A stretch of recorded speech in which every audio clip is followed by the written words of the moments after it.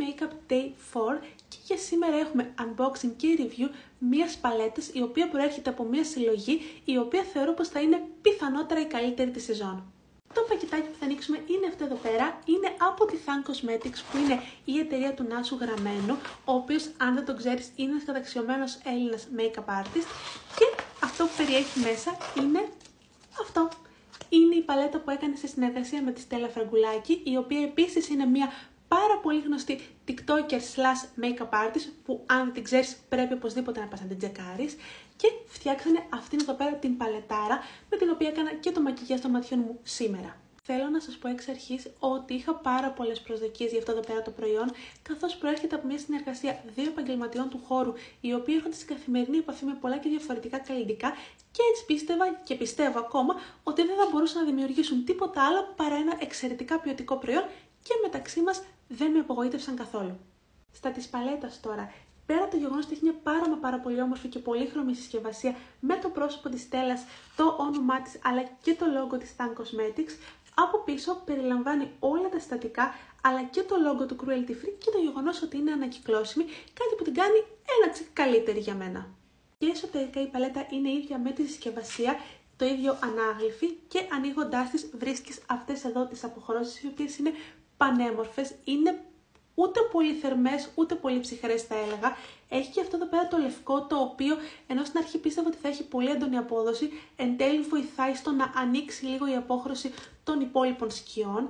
Αλλά επίσης η παλέτα μου θυμίζει πάρα πολύ και τη Modern Renaissance της Anastasia Beverly Hills, την οποία κάπου πρέπει να έχω εδώ πέρα, μισό να τη βρω. Εδώ είναι και οι παλέτες δίπλα-δίπλα, προσωπικά μου βγάζουν το ίδιο nostalgic vibe και γι' αυτό την εκτιμώ και ένα τσικ παραπάνω, όμως πάμε να δούμε πώς έκανα αυτό εδώ πέρα το μακιγιάζ. Έχω κάνει το prep που κάνω συνήθως όταν θέλω να δοκιμάσω μία παλέτα, οπότε πάμε να ξεκινήσουμε κατευθείαν και θα πάμε πολύ δυνατά με αυτό εδώ. Φαίνεται να έχει καλό κύκπα. Όχι εντάξει. Εντάξει, δεν είναι πολύ έντονο. Με το ίδιο πινέλο θα προχωρήσω σε αυτήν εδώ πέρα και θα την τοποθετήσω λίγο πιο χαμηλά. Έχει και αυτή μία μέτρια απόδοση που χτίζεται.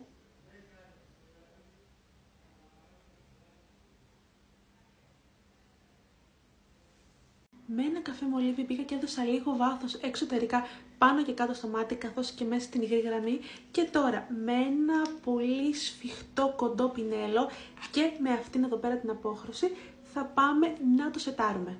Εννοείται πως θα μπορούσα να πάω και με το μαύρο, αλλά προτιμώ να δουλέψω με χρώματα που θα χρησιμοποιούσαμε συνήθως οι περισσότεροι στην καθημερινότητά μας παρά με ένα χρώμα που είναι αραιά και που έως και ποτέ.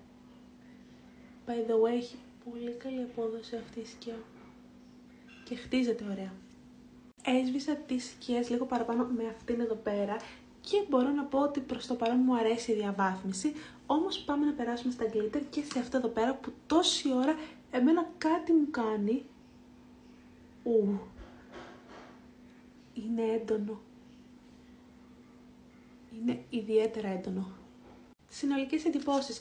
Θεωρώ πως είναι μια παλέτα που θα εκτιμηθεί και θα χρησιμοποιηθεί πολύ από όλους, είτε είναι επαγγελματίες είτε όχι, καθώς έχει πολύ φουτυρένια ματ, τα οποία μπλεντάρονται τέλεια μεταξύ τους, αλλά δεν έχουν πάρα πολύ έντονη απόδοση και χτίζονται πολύ εύκολα. Και τα σήμερ είναι από άλλο κόσμο, ειλικρινά είναι πανέμορφα και μπορούν να τοποθετηθούν πολύ εύκολα και με πινέλο, στεγνό ή μη, αλλά και με τα δάχτυλα. Προσωπικά σίγουρα θα την ξαναχρησιμοποιήσω και όχι μόνο μία φορά, αλλά πείτε μου κι εσείς, θα την αγοράζατε?